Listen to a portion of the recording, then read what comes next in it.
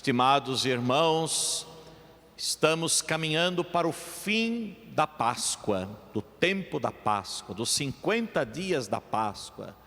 Na próxima sexta-feira, nós já estaremos iniciando os 9 dias de preparação para a solenidade de Pentecostes, a conclusão dos 50 dias da Páscoa.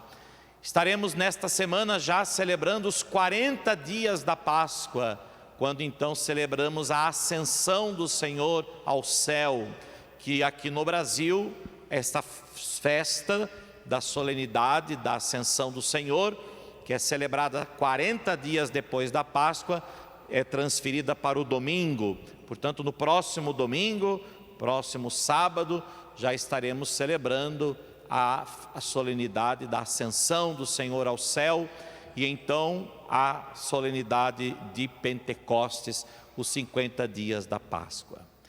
E a liturgia nos coloca justamente a leitura do Evangelho da despedida de Jesus.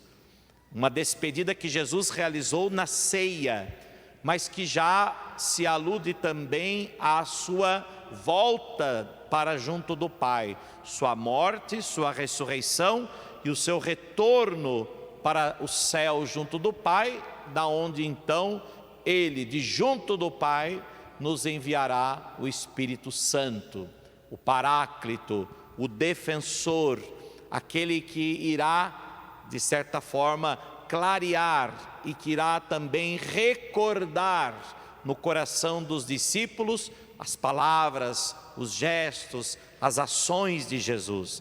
E é justamente o Espírito Santo que Jesus enviará de junto do Pai, que fará com que os discípulos possam recordar, ou seja, trazer de novo ao coração deles primeiramente e depois dos outros, dos homens, da humanidade inteira, as palavras, os gestos, as ações de Jesus. Vejam, por exemplo, as leituras de hoje que nós ouvimos, tanto a primeira leitura tirada do livro dos Atos dos Apóstolos, como também as epístolas de São Pedro, as cartas de São Pedro, são exatamente ações, atitudes em que os apóstolos começam após Pentecostes e levar o Evangelho às outras cidades, aos outros povos, as pregações que eles estão aqui realizando. Tudo isso se dá pela ação do Espírito Santo, pela força do Espírito Santo,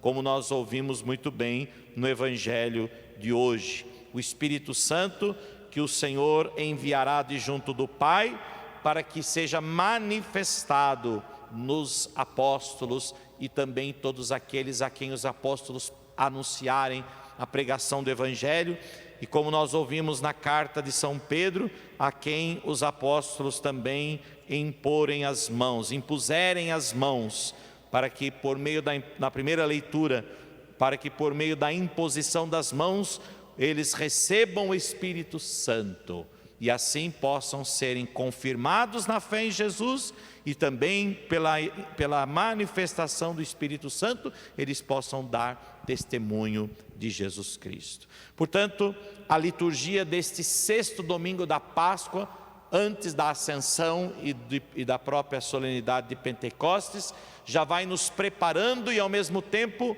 vai recordando para nós a grande mensagem da Páscoa, que é a presença do ressuscitado que conduz a sua igreja à luz do Espírito Santo. A sua igreja que é conduzida pelo Espírito Santo, a sua igreja que é chamada a pregar, anunciar e testemunhar o Evangelho de Jesus Cristo, a testemunhar a presença, a atuação do ressuscitado no meio de nós. Vejam, por exemplo, o Salmo de hoje.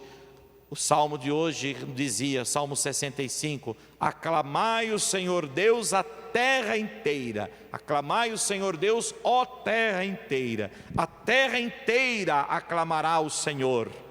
Mas só pode a terra inteira aclamar o Senhor quando verdadeiramente o conhecer, o amar. Como pode alguém aclamar o Senhor se não o conhece? Portanto, a terra inteira, aclamai o Senhor Deus, ó terra inteira, Portanto, para que a terra inteira aclame o Senhor, é preciso que ela o conheça, e o conhecendo o ame, porque ninguém ama o que não conhece. E para que este conhecimento seja possível, é necessário alguém que o anuncie.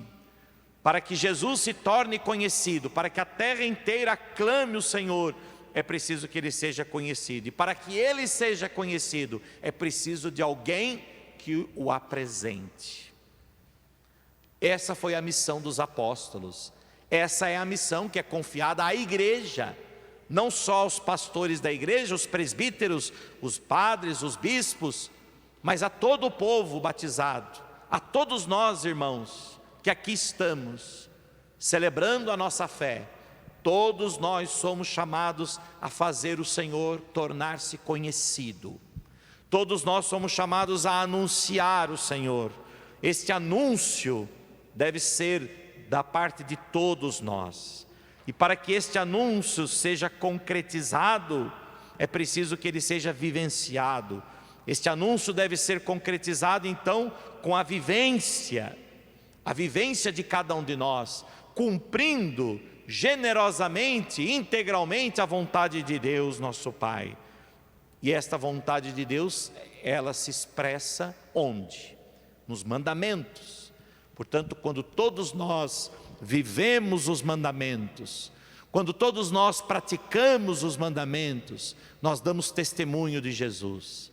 Quando todos nós procuramos colocar diante de nós o Evangelho, aquilo que o Senhor nos pede, aquilo que o Senhor nos apresenta, quando todos nós vivermos na nossa vida, sejam nas coisas mais diárias, nas coisas mais simples, quando todos nós estivermos vivendo o Evangelho, cumprindo os mandamentos do Senhor, estaremos vivenciando e, consequentemente, estaremos cumprindo a vontade de Deus. E assim o Senhor se tornará conhecido.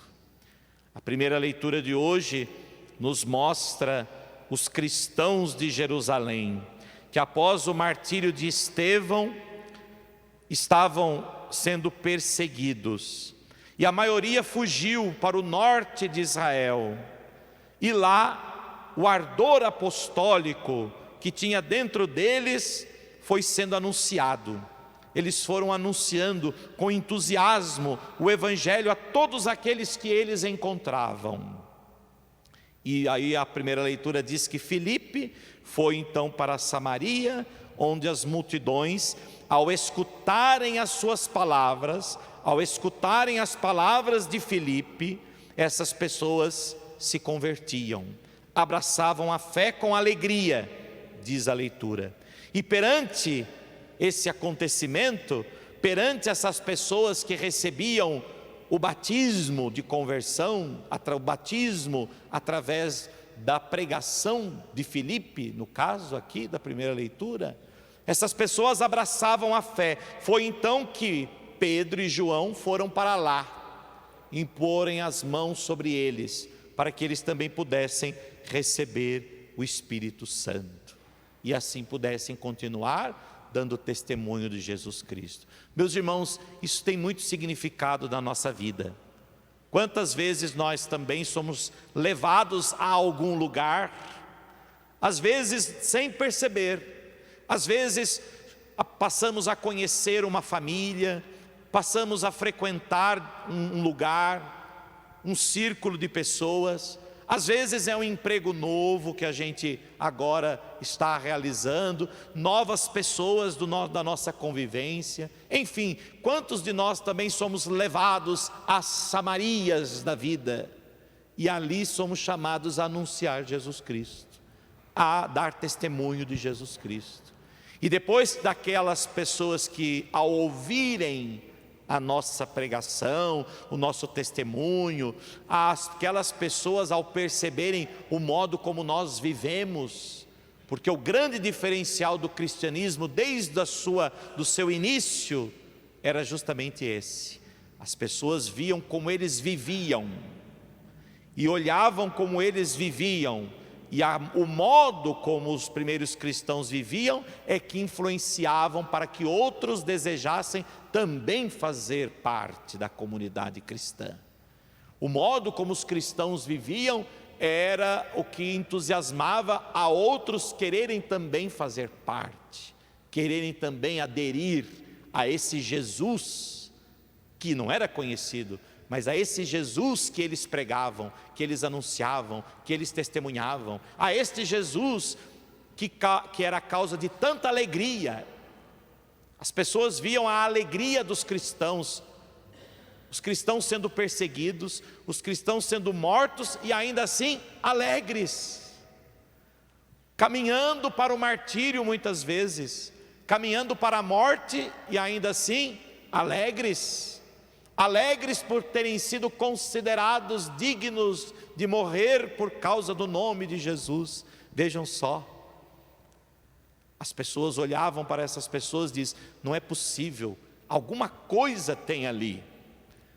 Não, uma ideia simplesmente, uma grande ideia, não é capaz de manter alguém fiel, feliz, alegre o tempo todo.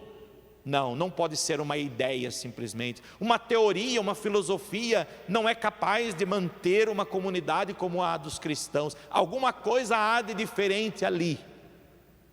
E eles iam observando. Não é possível que simplesmente seja um discurso que os mantém, né? E aí, ao aproximar-se, eles iam vendo o quê? A pregação, as orações, a celebração dos cristãos. Eles iam vendo a vida dos cristãos. Diz o Atos dos Apóstolos, né? Que ninguém passava necessidade entre eles. Então eles foram percebendo que aquilo que eles pregavam, aquilo que eles rezavam, era aquilo também que eles viviam. E aquilo que eles viviam também se tornava oração, também se tornava parte da celebração. Então eles perceberam que tudo estava em torno de uma única realidade, que tudo estava em torno de uma única pessoa, tudo partia dessa pessoa e tudo convergia para ela, Jesus Cristo. E assim eles desejavam também tornarem-se cristãos e abraçavam a fé. E os apóstolos, em nome da igreja, impunham as mãos sobre eles, para que eles recebessem o Espírito Santo e assim pudessem também se tornar testemunhas autênticas, testemunhas oficiais, podemos assim dizer, do Evangelho, testemunhas sinaladas pela unção do Espírito Santo. Meus irmãos, é o que acontece até hoje na igreja.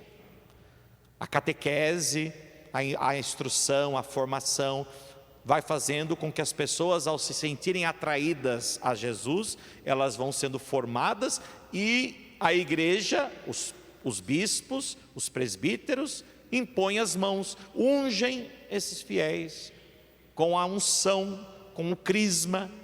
O que é a crisma?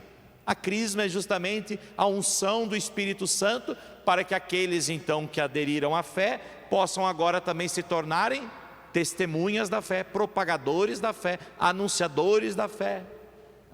Portanto, a igreja realiza isso desde o seu início, desde das primícias da igreja, desde os seus primórdios. A igreja é chamada a dar testemunho na nossa própria vida deste Jesus ressuscitado. A aceitação de Jesus ressuscitado é que dá sentido e alegria à nossa vida. Portanto, meus irmãos, que ao encerrarmos este tempo da Páscoa, nestas próximas festas ainda, que nós vamos celebrar dentro do tempo pascal, que nós possamos reafirmar cada vez mais a nossa fé no Cristo ressuscitado, que nós possamos assumir cada vez mais a nossa identidade, que é a identidade cristã. Nós somos cristãos? Sim. Pelo batismo, sim. Pelo sacramento que recebemos, sim. Mas é preciso agora dar sentido à nossa vida cristã e tornarmos testemunhas autênticas de Jesus Cristo. Que ao olharem para nós, muitos possam ver em nós que somos verdadeiramente cristãos. Como seria se nós estivéssemos naquele tempo das perseguições?